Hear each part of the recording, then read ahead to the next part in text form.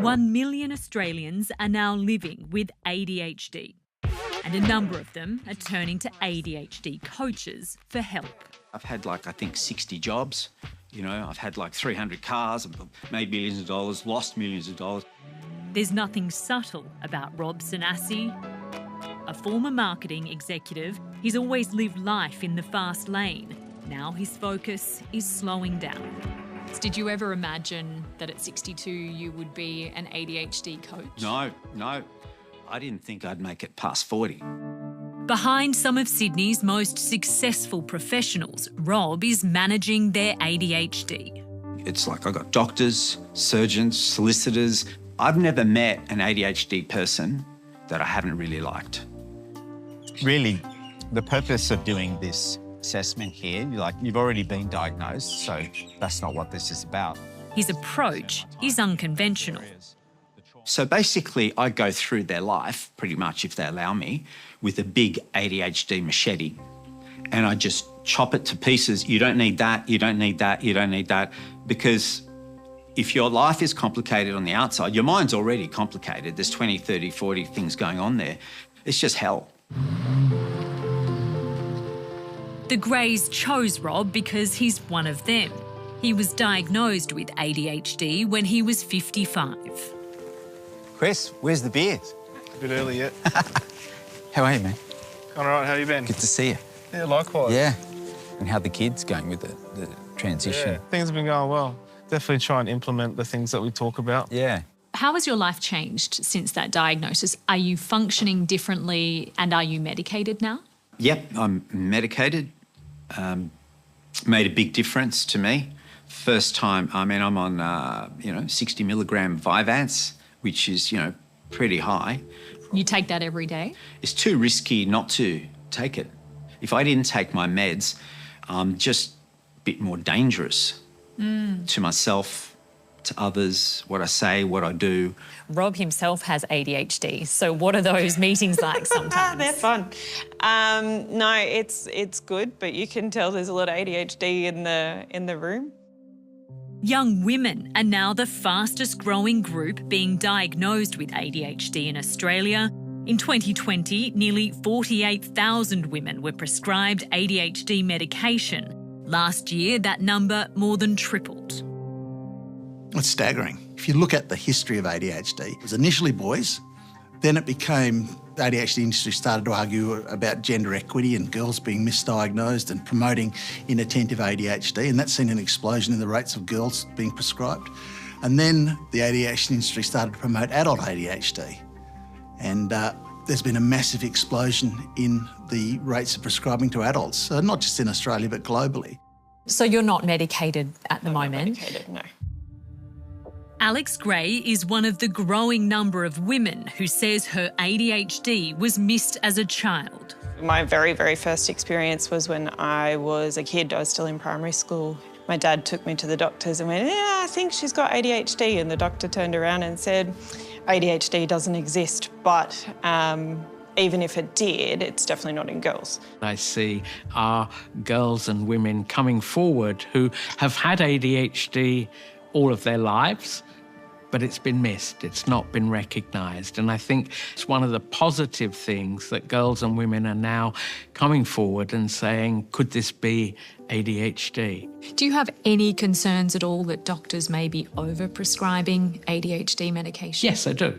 Yes, and over-prescribing medication would not be correct. Whilst we still very clearly have many people where ADHD has been missed as a diagnosis, there are also people who are being misdiagnosed with ADHD.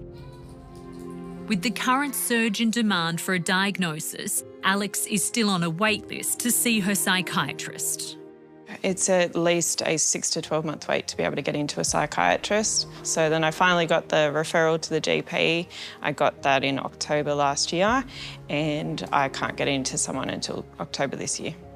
It's taken a very long time, and I've kind of put my kids first before myself. So now that they're all kind of settled and they're in their therapies and they're ready to go, it's my turn.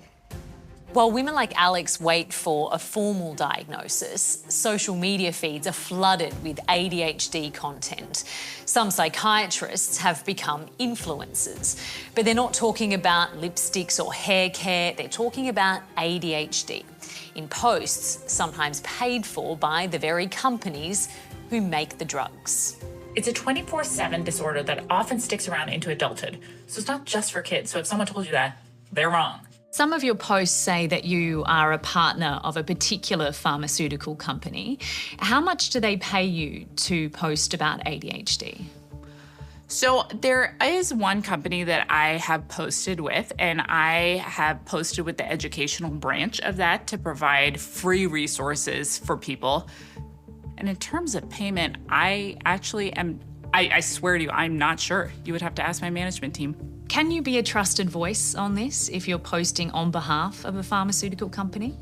I think so, and I think it all depends on disclosure, and I think it depends on the capacity that you're working with a team like that, because at the end of the day, your job as a provider is to help people understand more about things.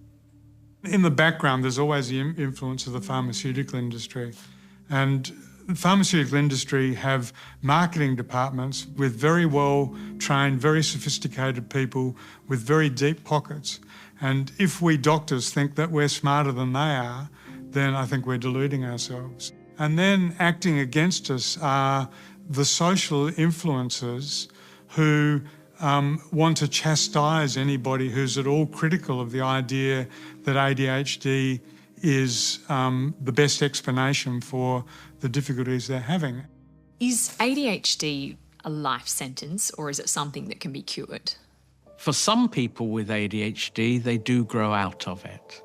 Now, the data from America suggests that around 2/3 of people who have ADHD as children will still have significant difficulties related to their ADHD as adults.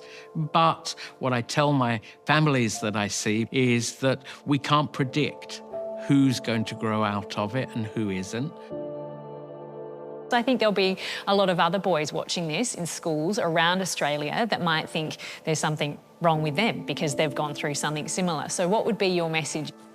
You know, if you're trying to be someone you're not, it's not going to work. You just be yourself.